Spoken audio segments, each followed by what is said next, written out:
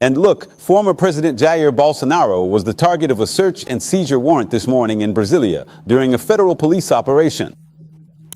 2 court orders were issued by the federal court and carried out both at the former president's home and at the headquarters of the Liberal Party at the PL headquarters. The court also ordered precautionary measures other than imprisonment.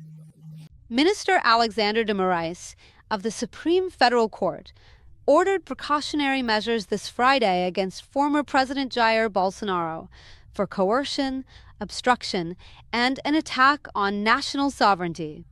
The former president must observe house arrest from 7 p.m. to 6 a.m. Monday through Friday and remain at home full-time on weekends and holidays. He must be monitored with an electronic ankle bracelet and is prohibited from contacting ambassadors, foreign authorities, or approaching embassy and consulate buildings. The measures were requested by the federal police with the approval of the Office of the Prosecutor General. I hope the trial will be technical, not political. Besides that, I never thought about leaving Brazil. I never thought about going to an embassy, but these precautionary measures are because of that. I can't go near an embassy. Okay, I have a curfew, and in my view, it's an extremely humiliating situation.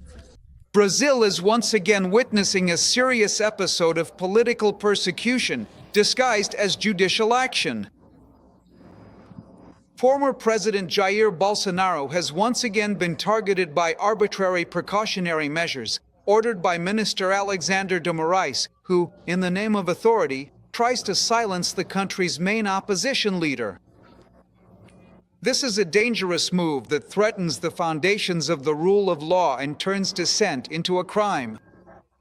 Former President Jair Bolsonaro has once again been targeted by arbitrary precautionary measures ordered by Minister Alexander de Moraes. It's always worth remembering that Bolsonaro has not been convicted. What we are witnessing today in Brazil is, therefore, a political persecution that will go down in history. Nothing we are seeing in these endless Supreme Court investigations has any basis in the democratic rule of law. We are living under a state of exception in Brazil. On social media, Senator Flavio Bolsonaro said that forbidding a father from speaking to his own son is the greatest symbol of the hatred that has consumed Alexander de Moraes, leading him to take completely unnecessary and cowardly measures. The leader of the Workers' Party in the Senate, Rogério Carvalho, commented, "Great day."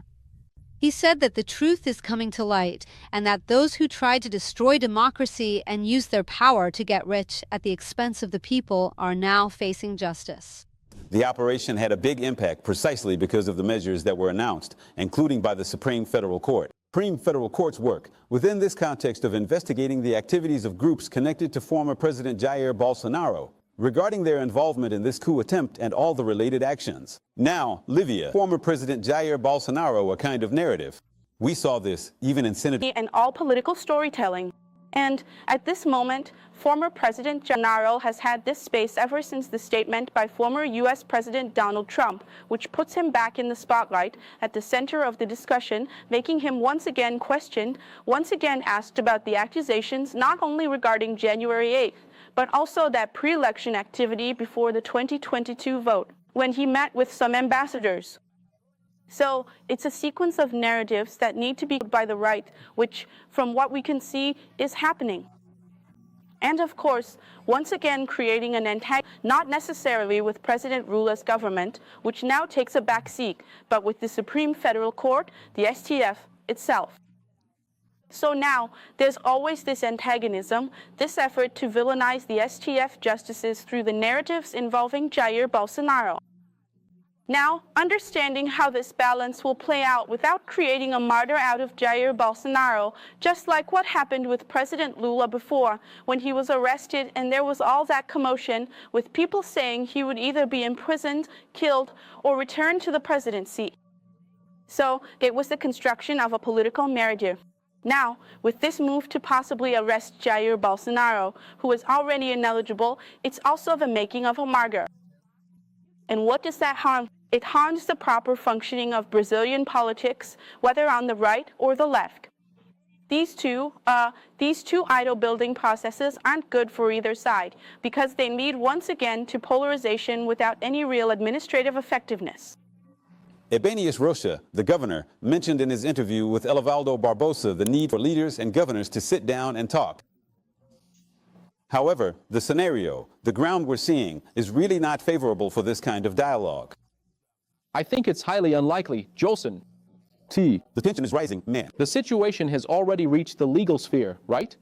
So there's really nothing left to discuss. It's unlikely that any dialogue will happen. Yeah, two important points about this situation, Jolson. First, the recent history. Eduardo Bolsonaro left the country, went to the United States. We have the situation with Carla Zambelli, who also left the country, a former supporter of Jair Bolsonaro. So that's why I think this supports the element of the precautionary measures imposed by Minister Alexander de Moraes.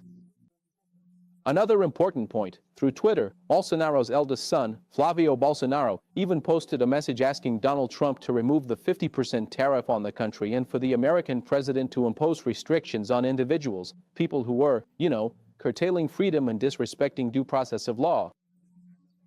In other words, it was already a signal from the Bolsonaro family. He later deleted the post, but it had already gotten a lot of attention, a sign from the Bolsonaro family that this tariff imposed by Trump and the attempted political pressure is causing more harm than good. Besides the public backlash, now there's also this legal situation. So, two important points to note about this situation right now.